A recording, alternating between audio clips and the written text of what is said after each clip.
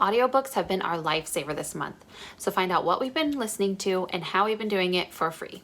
If you're new here, I'm Rian, a Christ-following wife and a homeschool mom to 3 boys. Here we talk all things homeschool, and we will learn together how to use our roles as wife, mom, teacher, and homemaker in order to glorify God. This is part of the monthly Homeschool Show and Tell collaboration hosted by Abby over at Rooted in Rest and Jessica over at the Waldock Way. So check out their channels down below if you're not familiar with them. And be sure to check out the playlist down below, and you can see what everyone else is currently reading or what their favorite reads are in homeschool. And every month I share with you guys what we're reading in our homeschool and what I'm reading personally. So I just thought that I would go ahead and join in the collaboration since I would be making a video like this anyway. So the Homeschool Show and Tell collaboration reoccurs monthly for the full year, and whatever the topic is, it's just meant to show you how no two homeschools are the same. So this month is all about books. So we have a couple kiddos who've been having a hard time falling asleep. We've had several long car rides with lots of errands and stuff like that. So we have been using audiobooks like crazy. If you are not familiar with it, there is an app called Hoopla. There's also Libby, and they should be connected to your local library. If not, you should have something like that where you can listen to audiobooks for free. Of course, there's not every single book in there, but Audible and things like that can get very, very pricey very fast. And so this is a way I always check out my libraries, Hoopla and Libby, first before I check out anything else. So for audiobooks, in our car, we have been listening to the Ramona series.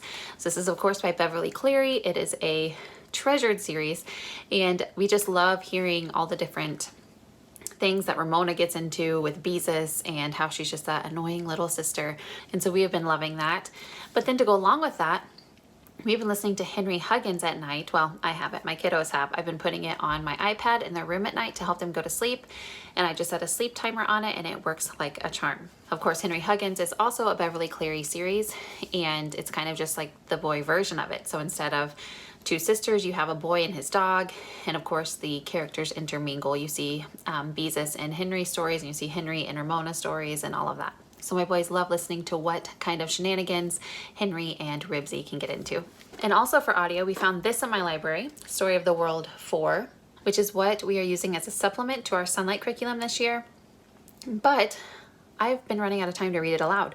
So in these CDs, I can just pop them in the car, and there we go. We've used Story of the World now for 4 years. This is the first year we haven't used it exclusively, but we're still using it as a supplement, and I really, really, really recommend it.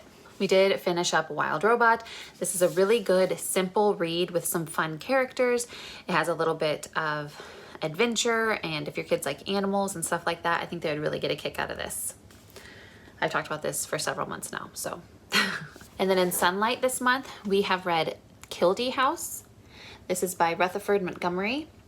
And this was a really interesting book. It is not at all what I thought it was going to be, but my boys really enjoyed it. This was their favorite read aloud of the month.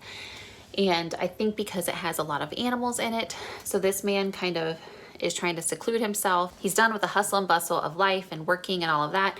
So he builds himself this cabin, and then he makes a friend with a neighbor girl, and they start taking care of animals together, and there's a lot of fun adventures that they get into, and it's a really heartwarming story.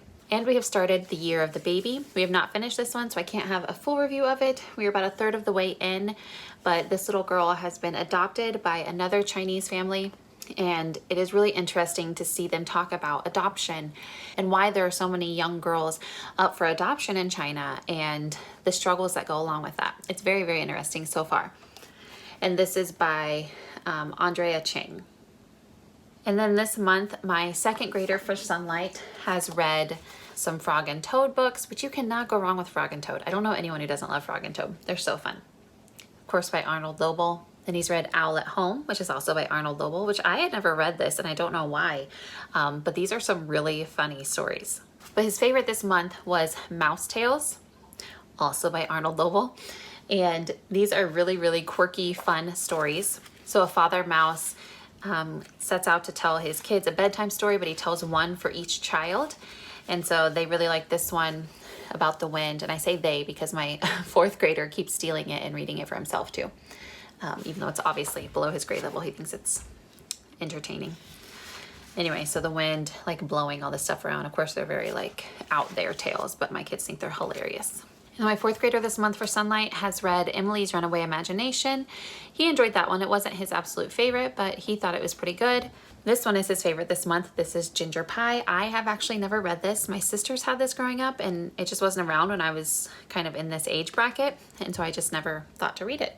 But Jude thinks it's funny. He also says that it's kind of adventurous and there's a mystery because he's not quite finished yet, but Ginger Pie is missing. And so they're trying to figure out where the dog went.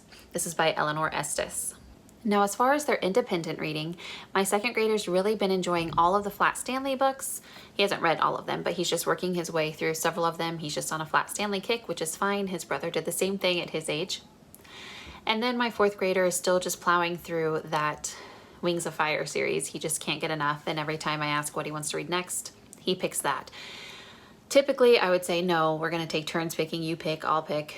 And we'll go back to that. But right now, since he's reading so much with our Sunlight curriculum, I just kind of let him do it. So as for myself, again, I did not get much reading done this month. That really bums me out. But this time it's for a really good reason. So I'm actually doing 3 different Bible studies right now. So I'm doing one with my church that we've just started, going over the book of James.